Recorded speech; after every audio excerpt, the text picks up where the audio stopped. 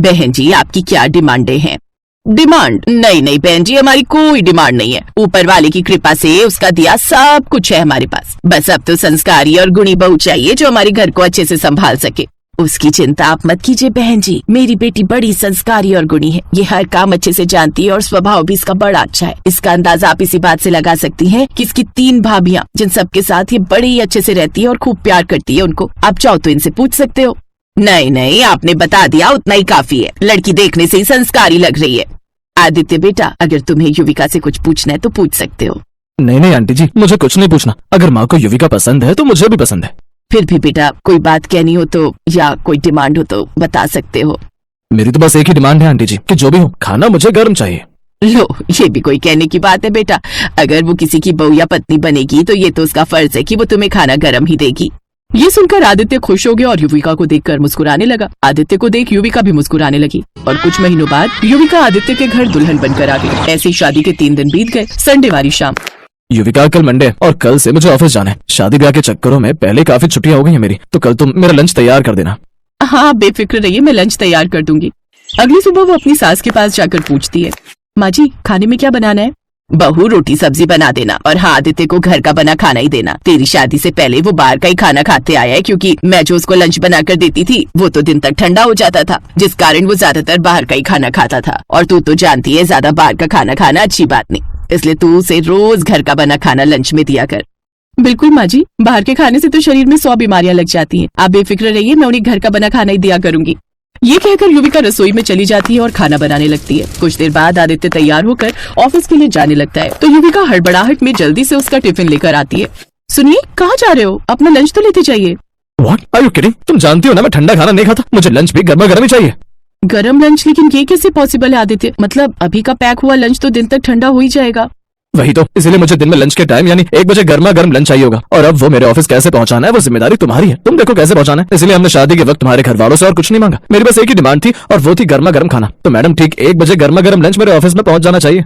ये कहकर आदित्य वो टिफिन वहीं छोड़कर ऑफिस चला गया। बेचारी युविका हाथ में टिफिन लिए उसे देखती रही। घर के सारे काम निपटाने के बाद उसने फिर से गर्मा गर्म दिन का खाना बनाया और आदित्य के लिए लंच पैक कर दिया और बाहर आ गई। अब क्या करूं, उनके ऑफिस तक कैसे लेकर जाऊं? तभी उसकी नजर मयंक नाम के एक लड़के पर पड़ी जो कि उनका पड़ोसी था और उसका ऑफिस आदित्य के ऑफिस वाली बिल्डिंग में ही था। युविका और आदित्य की शादी में भी वो आया था, जहां आदित्य ने उसे युविका से इंट्रोड्यूस भी करवाया था। तभी युविका मयंक को आवाज लगाती है, मयंक भैया। अरे युविका भाभी कैसी? आप कहीं जा रही थी क्या? आपको ड्रॉप कर दूं? नहीं नहीं देवर जी, वो आप इस वक्त ऑफिस जा रहे हैं क्या? हाँ मेरी दिन की शिफ्ट है ना भाभी, इसीलिए। ओह अच्छा, मयंक भैया क्या आप मेरे लिए एक फेवर करेंगे? वो क्या है ना, आदित्य का लंच पैक किया था, क्या आप जाते जाते उन्हें ये टिफिन दे देंगे? ओफो भाभी, इसमें इतना हेजिटेट होने वाली क्या बात है? और वैसे भी आदित्य का ऑफिस मेरे ऑफिस से नीचे वाले फ्लोर पर ही है, तो मैं जाते जाते देता जाऊंगा। Oh thank you so much, आपने मेरी बड़ी मुश्किल समस्या हल कर दी। खुशी खुशी टिफिन देकर युविका घर चली जाती है। अब ये आदित्य की रोज की आदत हो गई थी। उसे सुबह के नाश्ते से लेकर रात के डिनर तक गर्मा गर्म खाना खाना ही पसंद था। अगर कभी उसे ऑफिस से आने में रात के 10 भी बज जाते तब भी उसे गर्मा गर्म रोटियां ही खाने के लिए चाहिए होती। ऐसे ही 1 हफ्ता बीत गया और फिर एक रोज जब काफी देर तक मयंक नहीं आया तब युविका उसके घर गई और उसने डोरबेल बजाई। दरवाजा मयंक की माँ ने खोला। नमस्ते आंटी जी, वो मयंक भैया कहाँ हैं? आज ऑफिस नहीं गए? उसकी तो शिफ्ट चेंज हो गई बहू, अब वो नाइट शिफ्ट करके आ गया इसलिए सो रहा है। क्या शिफ्ट चेंज हो गई? अच्छा। युविका घर लौट आई और अब खुद ही टिफिन लेकर आदित्य के ऑफिस देने चली गई और अब ये सिलसिला रोज का होने लगा। और फिर एक दिन, अरे बाप रे 12:30 हो गए, अभी तो मैंने मशीन भी लगा रखी है, कपड़े ऐसे ही पड़े हैं। क्या हुआ बहू, क्यों परेशान है? माँ जी आज आप आदित्य जी के ऑफिस जाकर उनको गर्मा गर्म खाना दे आइए, मुझे अभी कपड़े भी धोने हैं। अच्छा ला टिफिन मुझे दे दे।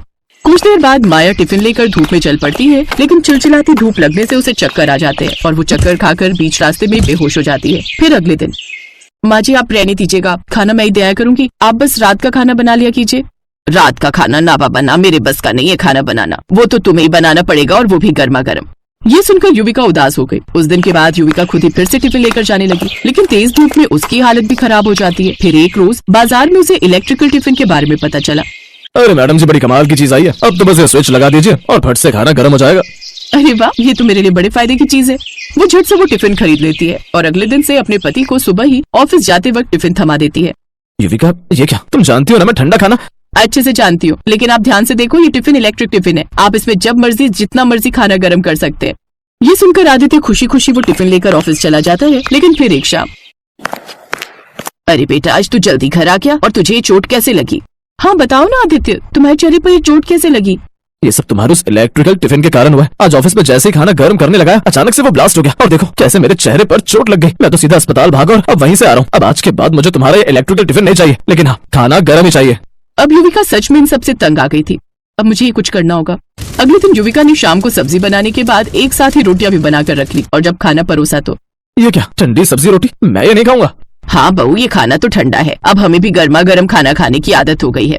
नहीं बनाने वाली मैं कोई गर्मा गर्म खाना, जिसको खाना है ऐसे ही खाओ। और मैं भी तो आप दोनों को गर्मा गर्म खाना देकर रोज खुद ठंडा खाना खाती हूँ। मुझसे तो किसी ने नहीं पूछा कि तू ठंडा खाना कैसे खा लेती है, या हम तेरे लिए गर्मा गर्म रोटी लगा दे। लेकिन नहीं, मैं तो बहू हूँ ना, क्या फर्क पड़ता है। ये कहकर युविका गुस्से में अपने कमरे में चली गई। फिर अगली सुबह संडे था। आदित्य और माया जब सोकर अपने कमरे से बाहर आए तो डाइनिंग टेबल पर गर्मा गर्म ब्रेड पकौड़े बनाकर रखे हुए थे। अरे वाह, गर्मा गर्म ब्रेड पकोड़े, आज तो मजा ही आ जाएगा। लेकिन इसके साथ चटनी होती तो मजा आ जाता ना माँ। मैं अभी युविका को बोलता हूँ। युविका, युविका। वो उसे आवाज देता है लेकिन युविका कहीं नहीं थी। तभी उसकी नजर खाने के साथ रखे एक नोट पर जाती है। ये मेरी तरफ से आखिरी गर्म खाना समझकर इसे खा लो आदित्य, क्योंकि अब मैं कभी वापस नहीं लौटने वाली। Please have it and enjoy it.